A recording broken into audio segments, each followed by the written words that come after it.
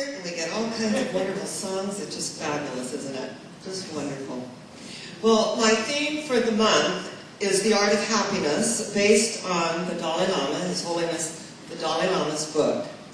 And it is transcribed by Dr. Howard Cutler, a psychiatrist of note, who has done a wonderful job of compiling his interviews with the Dalai Lama. And he addresses self-esteem, which is really a huge issue in our society, because self-esteem has nothing to do with money. It has nothing to do with the outer. Self-esteem is the inward knowingness of our self-worth. In fact, Albert Schweitzer said to have an unconditional, positive regard for ourselves and others. That's true self-esteem. And in 1990, Assemblyman John Vasconcelos of California started the Self-Esteem Task Force. And I was going through some of my things, and I came upon this wonderful Toward a State of Esteem. And it's the final report of the California Task Force to promote self-esteem and personal and social responsibility. And as I was going through this, I thought, we need to kick this in again. And it was so fabulous because it gave stress. It looked, and I want you to know how they got this through, was they said, this is how much money it takes to put someone in prison. Like, you know, thousands and thousands of dollars. This is how much it takes to rehabilitate. So why not start at the ground floor? Because we know that crime is a person who does not feel good about themselves, looks outside themselves, and has probably been raised in a very abusive atmosphere. So to reteach ourselves. And so that was the ground of being that got this bill passed, Toward a State of Esteem. And I was on that task force in San Diego.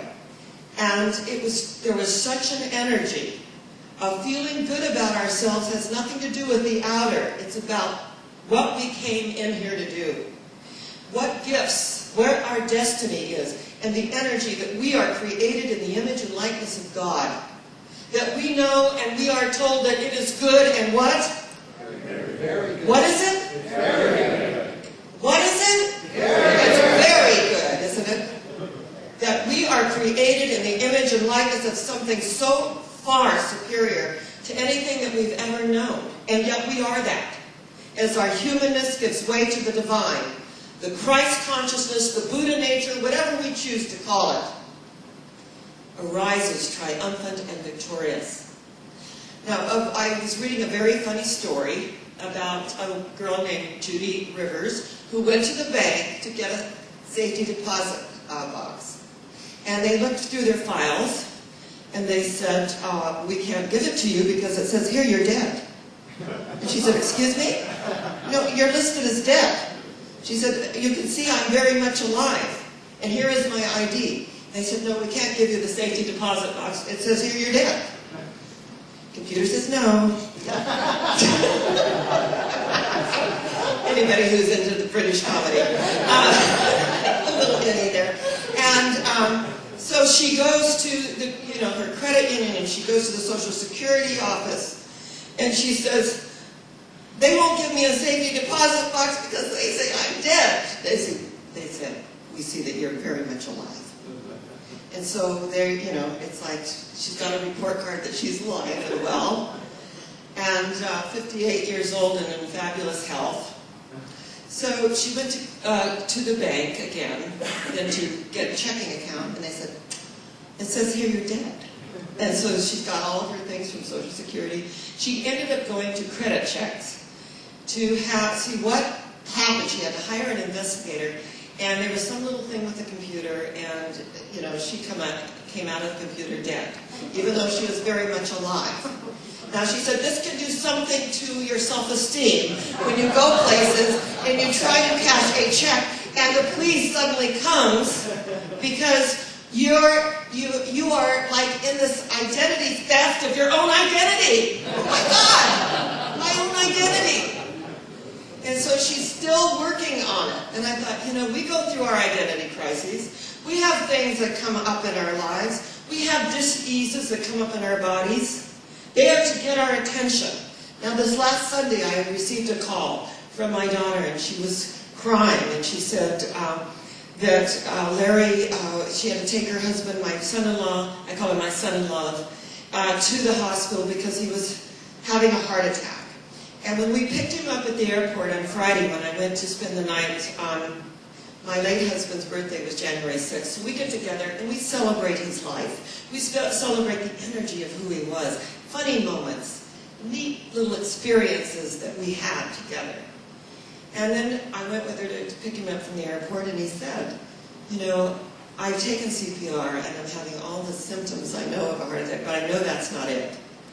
And he said, I'm sweaty, and he said, I've got this constriction in my chest. He said, I'm nauseous, I'm dizzy, but I think it's just anxiety from all the flying I've been doing in my business, so just take me home, I'll go to bed, and it'll be fine. And so he went home, he went to bed. He said he felt better the next day, but Sunday he was to fly out again, and he could not get from the bedroom to the laundry room. So when my daughter took him to the emergency, and she called and said, they won't let me in because I got the baby. And so I didn't know who else to call, and I said, when all else fails, you call your mother, right? And we'll be right there. And so Linda and I took off to the Menifee Community Hospital and went in, and I want you to know, when we talk about the energy of life and self-esteem and what's wanted and needed, the law of attraction and correspondence of mental equivalence, that he created a male nurse in there. He said, hey bro, what's your mother-in-law do? And so he said, she's a minister. He goes, great. He said, let's just hold hands and say a prayer. And he did his prayer, his wonderful prayer, and he was a missionary and went all over. And I did my prayer, knowing the love of God surrounds you, the light of God enfolds you, the power of God protects you, and the presence of God watches over you, that wherever you are, God is. And this is the truth for us and with us. This is where the energy of our esteem comes out. Not how much we've gathered or acquired or the requisitions of things. It's about who we are on the inner consciousness. And everything else unfolds out of that. So when everything was said and done, they put him in intensive care, and it turned out that he had what they call atrial fibrillation.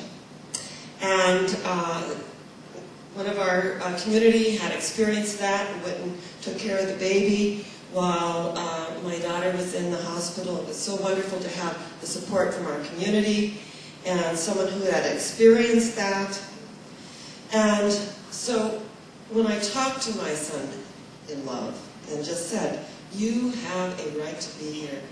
You are the energy of the universe. There's nothing to prove here. And that we handle our stress by allowing it to flow through us. And we learn to meditate and we learn to breathe. Now my little grandson's not even 2 years old yet. When he does a little thing, my daughter says, let's breathe. He goes, not even 2 years old, learning to breathe through it. And when he has a moment, she says, do we need to think it over in the chair? Do we need to think it over? And I thought, this is just so perfect. How many of us need to sit in that little chair and think it over, breathe through it, and realize that we are created in the image and likeness of God? That it is good and very good. And if we go to the bank and they don't give us a safety deposit box, you know what? That has nothing to do with us. It's kind of inconvenient to go through all the steps of recreating our identity. But you know what? Evidently, she needed a wake-up call and said, baby, you're Judy Rivers. You have a right to be here. You're no less than the sun, the trees, and the stars. Get over to credit checks and make yourself known. This is who you are. And so she had to go through the steps of reclaiming her identity. Now this is just how the universe works. It's so interesting. A friend of mine said they had 3 kids in the car, and they were all like, making noise, and it was his birthday, and they were going to go to breakfast. He goes, all right, everybody, stop. Just stop squabbling, be quiet. And what Daddy wants is kindness for his birthday.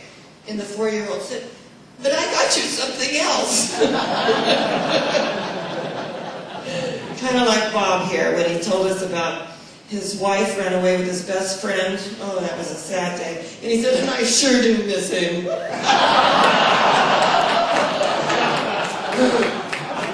I love that. Honey, that's taken it to the highest point of view. The highest octave, isn't it? It sure is. So when we come together, and this very interesting topic of self-esteem, the Dalai Lama talks about meditation. He opened a medicine cabinet, and I heard him say this at the United Nations University for Peace when I spoke there. He said he opened a medicine cabinet from someone of the West because so many prescriptions. He left a little note. Just meditate. Just open that medicine cabinet and just meditate. Go within. Breathe. Light a candle. Light a candle for yourself, for the energy of everyone you love, for the whole community. And let those flames and that light move on out. And what I know is it works. Be still and know that I am God. That this is the truth, the ground of being in which we live and move and have our being. And that when we begin to open ourselves up to the universe opens itself up to us. And I was reading on Facebook, and there was a gal, and she's on a revolution. And she said, all this law of attraction crap. And, she put it out there that people are, they're giving their life savings and all this money for these teachers that come in, and they do this whole law of attraction thing, and it's just a bunch of BS. Belief system, right? I'm sure that's what she meant. Belief system. And I thought to myself, this is sad because what she's saying on one level is true. That there are people that have jumped on the law of attraction bandwagon and you can have anything you want. We don't teach that in our way of life. We say you can have anything you want by right of consciousness. If you have the consciousness, you'll attract it unto you. It's the law of correspondence. It's mental equivalent. But Dr. Holmes states that if we taught a doctrine of you can have anything you want, surely someone would want something that is not, right for them. So that we always get what we need at the moment to learn, to grow, and expand. Are we on board with this? Yes. Fabulous. So when we really get that, when we really open ourselves to the truth of our own worth, and that we look in the mirror, and we like who's gazing back through us, energetically. Not all the wrinkles or whatever we think is showing up because we have lives that are lived in. Hallelujah. Lives that are lived in. And when we acknowledge together that we're all one, we are all one, and we're attracting into our lives experiences that we need to grow and expand and to move beyond. And I was sharing last week in last week's message, if you don't, it will be right there on your heels, on, your tail end, literally on the freeway, to get our attention, to say, he drew a circle that shut me out. But love and I had the wit to win. We drew a circle that took him in, because we're all one. We're all one. And that's sometimes a concept that is kind of hard to get behind, especially if we see people behaving in ways that we don't relate to. You know what? It's the behavior we don't relate to, not that consciousness, the God particle, the energy within them. And sometimes it's really hard to see. And those that, bless our lives by coming, others bless our lives by leaving. It's just the way that it works so that we can learn and grow and unfold in amazing ways. That's why I love this way of life. That I would not be in any other way of life because my life is always right there reflecting back at me. And another thing I want to address is this isn't to beat yourself up if you've got some dis-ease going on financially, physically, relationally. It's to get our attention so that we can grow. And what happens in our way of life, that people say, well, what's in your consciousness? That you would attract this. Well, what's in yours that you would attract this? It's just like, wait a minute. Right? So that doesn't serve, it doesn't work. But what works is to support each other and love each other. And to say, you're having a moment. We've all had our moments. My son-in-law had his moment where he was loved and created a male nurse and said, let's just all, hold hands and we're going to He didn't say, I say speak our word because, we're just going to pray to the Lord. And he was so beautiful and wonderful. And I said to Larry, you created that. You created a male nurse that is just so loving and wonderful. And he said, we're just going to get that blood pressure down. It was 200 over something. It was just outrageous. And by the next day, all was well. And one of the things that I say when I feel those butterflies, or I feel any kind of fear, I say, all is well. Let's say that. All is well. Isn't that, you can feel it? All is well. When we really can feel it. And we can move beyond that momentary experience. When we can move beyond to the truth of our own being. When we can open ourselves up and say, I accept my good and my unexpected good here and now. And that universally, that intelligence goes before us and prepares the way as we become a lamp unto our own feet. That's what I love about this way of life, is that, yes, our life is always being reflected back to us, so that we can bless ourselves, we can see where we need to grow, where we need to expand, and what we need to do. And that's why I've listened to all the CDs on the planet, taken every class that you can imagine, everything. And the human potential movement took everything, because I knew that there was another way of doing it besides what I learned in my growing up years in an alcoholic, abusive home. And that my sister didn't learn that. She took her own life. She became a drug addict and an alcoholic herself. So with great compassion, when I had her ashes, and she was a Pisces, so I threw her ashes off of a pier, and we did this amazing prayer that, you know what, you're going to get it in your light body, that it was so hard for you while you were here. So we bless you on your way, knowing that the energies and the angels go before you and prepare the way. And lifted her up, seeing her on the other side. Death is not extinguishing the light, it's turning off the lamp, because dawn has come. But you know what? As long as we're here, let's live it. Let's enjoy it. Let's feel the laughter and the love and the expression and the tears and all of it, because that is all of life. And for every tear that falls, a flower grows in consciousness in the beauty of our garden. So today, as I salute you, as I acknowledge you, I know who you are, because I see you, and you see me, and we unfold in that oneness. As I sit and ponder this life's beguiling quest, I can hear the far-off thunder of the awe-inspiring guest, its voices ever present as I sit and contemplate, wondering of the answer to the riddle of my fate. But wait, my destiny is there to be within a lone figure called me and thee. I love you, I bless you, and I honor you on this glorious day. And so it is.